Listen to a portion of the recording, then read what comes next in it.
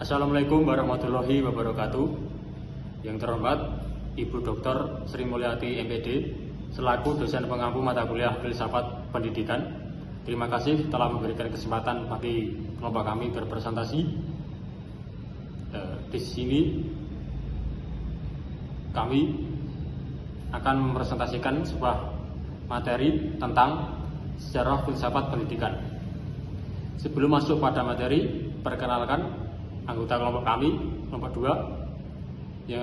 Yang pertama, Rizky Ramadhani dengan NIM akhir 60. Yang kedua, Dandar Wahyu Widianto dengan NIM akhir 65. Kemudian yang ketiga, Abdul Aziz Tiantomi dengan NIM akhir 73. Kemudian yang keempat, Fikri Raffi Syafaat dengan NIM akhir 77. Yang kelima, Bagas Seta Pambudi dengan NIM akhir 81. Yang keenam, Andika Galang Ramadhani dengan NIM akhir 88. Kemudian Aymar Rozan dengan NIM akhir 91.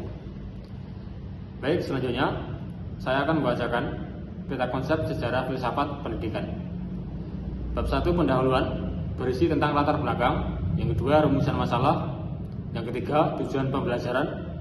Kemudian bab 2 pembahasan berisi tentang pemikiran tentang filsafat pendidikan sebelum abad ke-20. Yang kedua, pemikiran filsafat pendidikan di era modern. Yang ketiga, aliran-aliran filsafat di abad ke-20 dan era modern. Yang keempat, logika dan berpikir kritis. Yang kelima, logika dan berpikir kritis.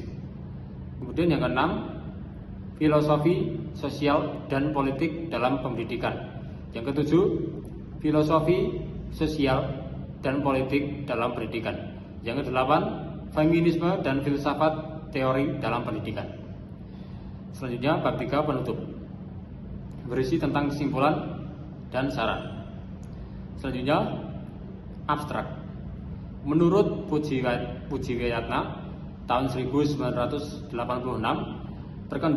perkembangan filsafat terbagi menjadi 4 periode, yaitu Yunani, Hindu, Islam, dan Eropa.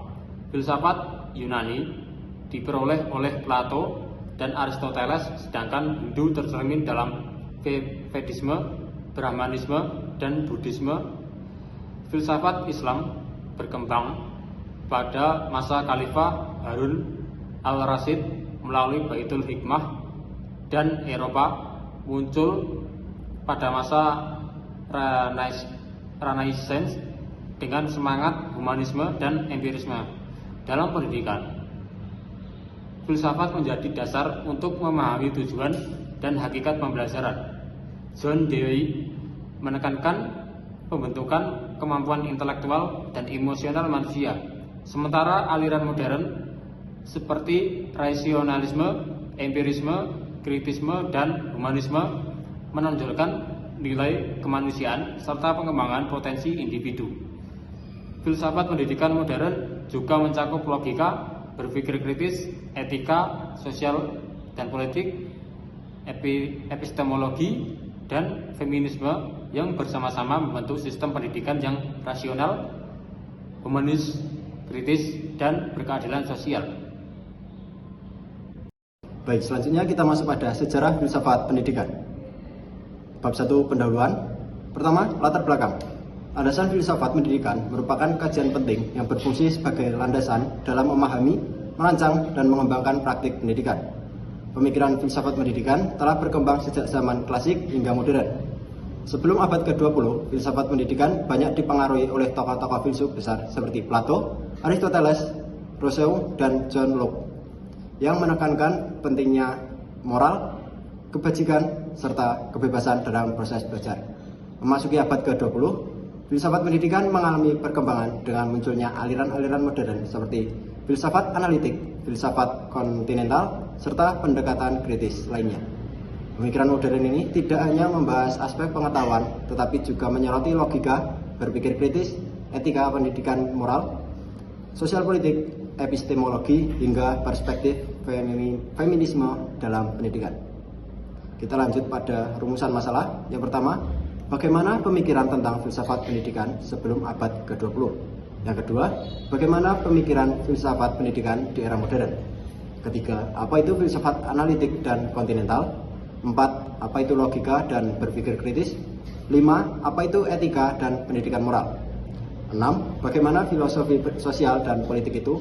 7. Apa yang dimaksud epistemologi dan pendidikan itu? Lalu yang ke-8, apa yang dimaksud feminisme dan falsafah teori? Baik, kita lanjut pada tujuan penulisan. Yang pertama, memahami pemikiran filsafat pendidikan sebelum abad ke-20. Yang kedua, memahami deskripsi tentang pemikiran filsafat pendidikan modern. Yang ketiga, menjelaskan pengertian filsafat analitik dan kontinental. 4. Menjelaskan hakikat logika dan berpikir kritis dalam filsafat pendidikan. 5. Menjelaskan makna etika dan pendidikan moral. 6. Menjelaskan filosofi sosial dan politik dalam konteks pendidikan. 7. Menjelaskan pengertian epistemologi serta hubungannya dengan pendidikan. Yang ke-8, menjelaskan konsep feminisme dan filsafat teori dalam pendidikan. Selanjutnya masuk ke bab 2 pembahasan. 1. Pemikiran tentang filsafat pendidikan sebelum abad ke-20. Menurut Pujawetna 1986, periode perkembangan filsafat dapat dibagi menjadi 4, yaitu filsafat Yunani, filsafat Hindu, filsafat Islam, dan filsafat Eropa. Yang pertama, filsafat Yunani. Filsafat Yunani merupakan filsafat tertua. Tokoh utamanya adalah Plato dan Aristoteles. Karya mereka dapat digolongkan ke dalam 4 bidang, yaitu logika, fisika, metafisika, dan pengetahuan praktis. Yang kedua, filsafat Hindu. Perkembangan filsafat Hindu berlangsung seiring dengan filsafat Yunani. Beberapa ahli bahkan menyatakan adanya kesamaan antara konsep mitologi Hindu dan Yunani. Filsafat Hindu terwujud dalam konsep Vedisme, Brahmanisme, dan Buddhisme. Selanjutnya, 1. Pemikiran tentang filsafat pendidikan sebelum abad ke-20. Filsafat Islam. Pada masa Khalifah Harun al-Rasyid dari dinasti Abbasiyah, filsafat perkembangan melalui pendirian lembaga pengkajian ilmu pengetahuan yang dikenal dengan nama Baitul Hikmah. Pemikiran filsafat Islam banyak dipengaruhi Neoplatonisme. Selanjutnya, filsafat Eropa. Filsafat Eropa berkembang pada masa modern, terutama sejak munculnya gerakan Renaissance yang menghidupkan kembali semangat kebudayaan Yunani dan menghadapkan paham humanisme. 1. Pemikiran tentang filsafat pendidikan sebelum abad ke-20. Memasuki abad ke-20, filsafat mengalami perubahan besar dan munculnya 2 arus utama yang sangat berpengaruh dalam dunia pendidikan, yaitu 1. Filsafat analitik, 2. Filsafat kontinental. Kelima, filsafat analitik berkembang di Inggris dan Amerika Serikat, fokus pada kejelasan logika dan bahasa. Tokohnya Bertrand Russell, Ludwig Wittgenstein, Rudolf Carnap. Dalam pendidikan menekankan analisis konsep seperti belajar, mengajar, dan nilai moral agar tidak terjadi kekeliruan makna. Keenam, filsafat kontinental berkembang di Eropa dataran seperti Jerman dan Prancis, fokus pada pengalaman manusia, makna hidup, dan konteks sosial budaya. Tokohnya Husserl, Heidegger, Sartre, Gadamen, Foucault, Derrida. Dalam pendidikan menekankan kebebasan berpikir, kesadaran kritis, dan pembebasan sosial. Inspirasinya Paulo Freire dan Jürgen Habermas.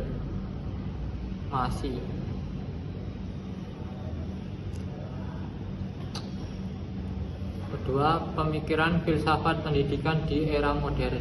Masa filsafat Yunani menjadi awal perubahan cara berpikir manusia dari mitos menuju penjelasan rasional. Perkembangan ini berlanjut pada masa Renaissance di Eropa yang menghidupkan kembali pemikiran klasik Yunani dan melahirkan berbagai aliran filsafat. René Descartes dengan rasionalismenya menekankan berpikir sebagai eksistensi manusia, sedangkan Bacon Hobbes, Locke, dan Hume.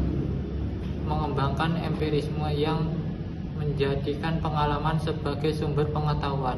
Immanuel Kant kemudian menawarkan kritisme untuk menengahi keduanya. Dalam pendidikan lahirlah aliran humanisme yang menekankan nilai kemanusiaan, rasionalitas, dan pengembangan potensi individu.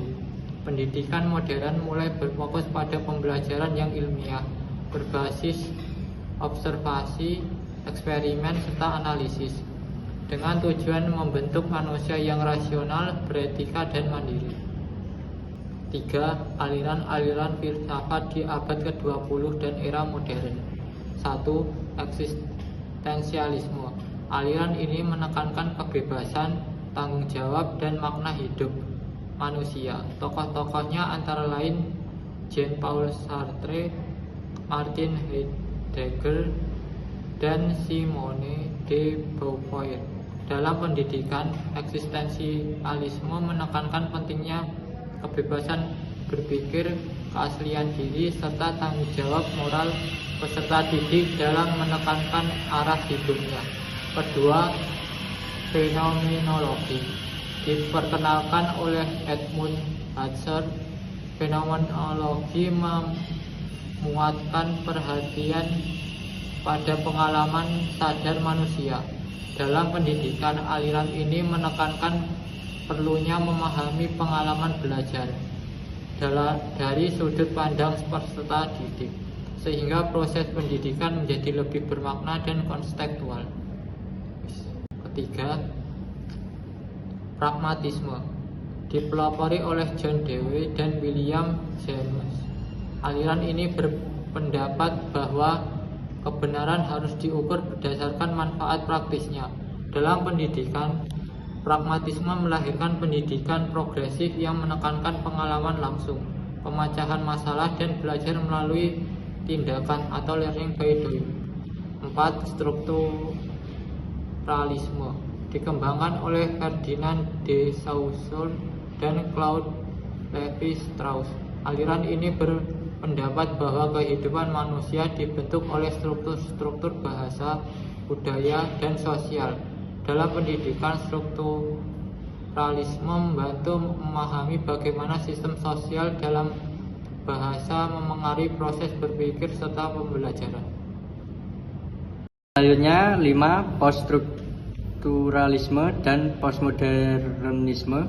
Tokoh seperti Michel Foucault, Jacques Derrida, dan Jean-François Lyotard mengkritik pandangan tunggal tentang kebenaran dan pengetahuan. Dalam pendidikan, aliran ini mendorong lahirnya pendekatan yang lebih terbuka, pluralistik, dan kritis terhadap sistem kekuasaan yang ada di sekolah maupun masyarakat.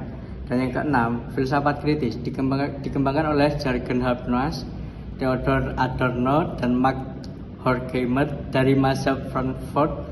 Filsafat ini menyoroti peran pendidikan dalam membentuk kesadaran kritis dan melawan ketidakadilan sosial. Dalam praktiknya, pendidikan harus menjadi alat pembebasan dan pencerahan bagi peserta didik. Dan selanjutnya ketujuh, filsafat analitik berkembang di dunia Anglo-Saxon dengan tokoh seperti Bertrand Russell, Ludwig Wittgenstein, dan R.S. Peters.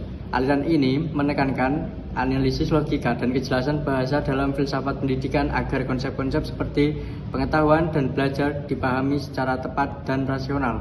Dan yang ke-8, filsafat kontinental mewakili tradisi filsafat Eropa yang lebih luas dan reflektif. Tokoh-tokohnya antara lain Heidegger, Sartre, Gadamer, Derrida, dan Foucault. Aliran ini menekankan aspek kemanusiaan, makna hidup, dan interpretasi budaya dalam pendidikan, serta mengajarkan pentingnya kesadaran diri dan refleksi kritis terhadap realitas sosial.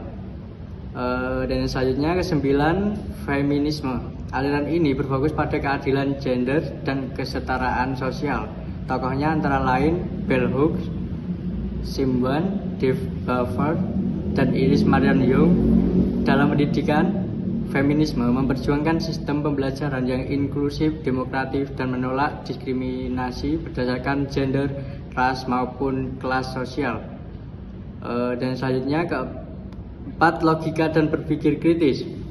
Logika dan berpikir kritis menjadi dasar penting dalam filsafat pendidikan modern. Kebudayaan melatih peserta didik agar mampu berpikir sistematis, reflektif, dan rasional. John Dewey menekankan pentingnya berpikir reflektif, yaitu mempertimbangkan berbagai sudut pandang sebelum mengambil keputusan. Dengan berpikir kritis, siswa tidak hanya menerima informasi, tetapi juga mengevaluasi bukti, menyusun argumen logis, serta menghindari kesalahan penalaran. Logika berfungsi menilai validitas argumen, sementara berpikir kritis memperluas pemahaman dengan mempertanyakan asumsi dan bias. Seperti yang dijelaskan Richard Paul dan Linda Elder, berpikir kritis harus adil, terbuka, dan disertai kesadaran terhadap pengaruh lingkungan sosial maupun budaya. Selanjutnya, di era digital, berpikir kritis sangat penting agar peserta didik mampu memilah informasi, mengenali bias, misinformasi, dan manipulasi media menurut Ray Gold tahun 2012. Keterampilan ini juga mendukung metakognisi, yaitu kesadaran meninjau cara berpikir, memperbaiki strategi, dan meningkatkan hasil belajar. Selain itu, berpikir kritis memiliki dimensi moral menurut Matthew Lipman tahun 2003. Berpikir kritis harus mempertimbangkan dampak etis, sehingga siswa tidak hanya cerdas tetapi juga memiliki integritas moral. Dengan demikian, logika dan berpikir kritis membentuk individu yang rasional, adil, dan bertanggung jawab, sekaligus menjadi bekal penting menghadapi tantangan global. Selanjutnya, 5. Etika dan pendidikan moral. Etika dan pendidikan moral berperan penting dalam membentuk karakter serta tanggung jawab sosial peserta didik. Pendidikan moral tidak hanya menanamkan aturan, tetapi juga mengembangkan nilai universal seperti keadilan, kebebasan, dan tanggung jawab. Menurut Kohlberg, perkembangan moral melalui 3 tahap, yaitu pre-konvensional, konvensional, dan post-konvensional. Pendidikan harus mendorong dialog dan refleksi moral agar peserta didik mencapai pemahaman etis yang matang. Selanjutnya, menekankan etika kewajiban atau imperatif kategoris. Pendidikan moral bertujuan membentuk individu otonom yang bertindak benar karena prinsip, bukan karena hukuman atau imbalan. Menurut Freire, pendidikan moral harus emansipatoris, menumbuhkan kesadaran kritis agar peserta didik mampu melawan ketidakadilan sosial. Menurut Michael Entry, menekankan etika kebijakan, pendidikan moral mengembangkan karakter melalui pembiasaan kebajikan seperti kejujuran dan keberanian. Menurut Habermas, mengusulkan etika diskursus, pendidikan moral perlu menciptakan ruang dialog etis dalam masyarakat plural. Selanjutnya, 6. Filosofi sosial dan politik dalam pendidikan. Filosofi sosial politik melihat pendidikan bukan sekedar transmisi pengetahuan, melainkan alat transformasi sosial untuk menciptakan masyarakat yang adil dan setara. Pendidikan dipandang politis karena terlibat dalam relasi kuasa yang membentuk individu dan masyarakat. Menurut Paulo Freire, menolak model banking menekankan pendidikan dialogis yang membangkitkan kesadaran kritis agar peserta didik mampu melawan penindasan dan memperjuangkan keadilan sosial. Menurut jargon Habermas, pendidikan harus membangun kompetensi komunikatif melalui diskursus rasional, sehingga peserta didik dapat berpartisipasi dalam demokrasi secara kritis dan inklusif.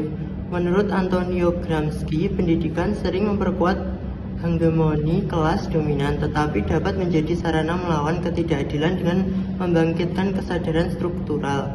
Menurut Bell Hooks, menekankan pendidikan inklusif dan transformatif sebagai ruang kebebasan melawan rasisme, seksisme, dan penindasan lain.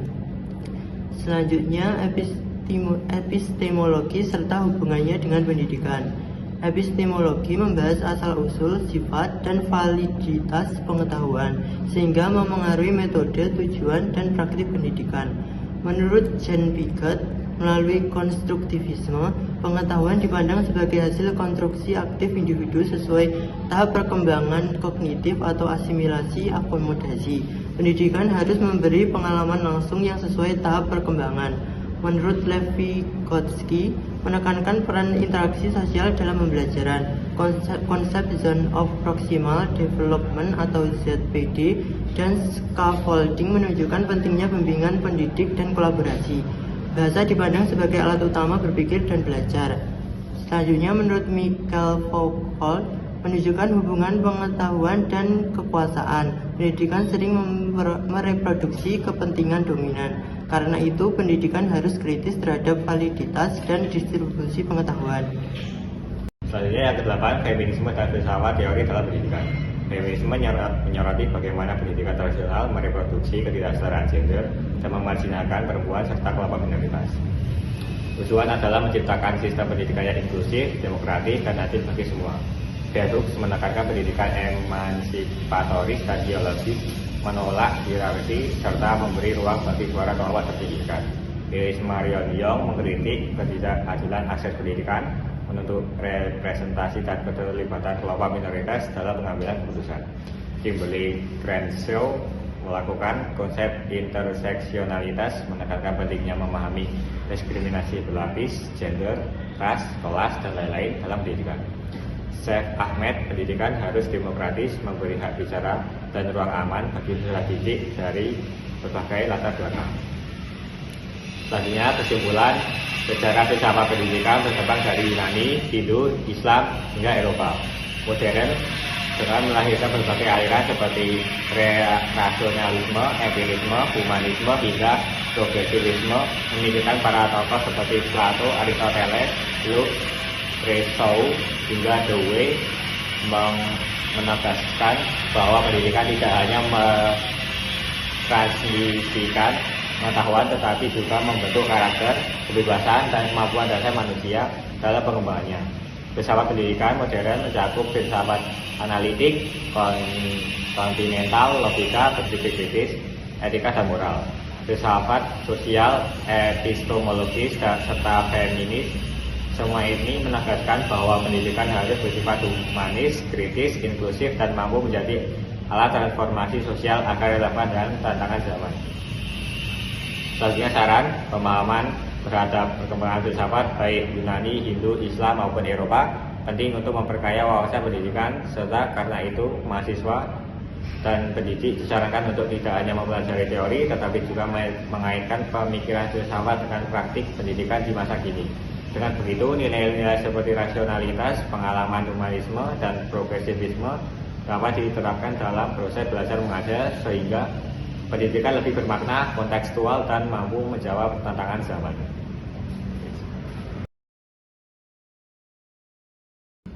Baik, demikianlah paparan dari kelompok kami, kelompok 2, tentang sejarah filsafat pendidikan. Kurang lebihnya, mohon maaf. Kami tutup. Wassalamualaikum warahmatullahi wabarakatuh.